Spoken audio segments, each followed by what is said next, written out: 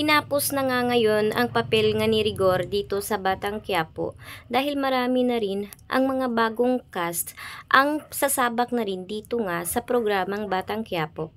Kaya dito nga ay mapapatay nga ni Tanggol ang kanyang kinikilalang ama na si Rigor dahil na rin sa galit niya dito dahil sa pagmamaltrato nga ni Rigor sa kanya simula pagkabata. Kaya sa ngayon nga ay sa wakas mawawala na ang papel ni Rigor bilang kalaban nga ni Tanggol at ibang cast na naman ang mapupunta ngayon sa Batang Quiapo. Kaya yan po ang ating pakakaabangan ngayong Lunes.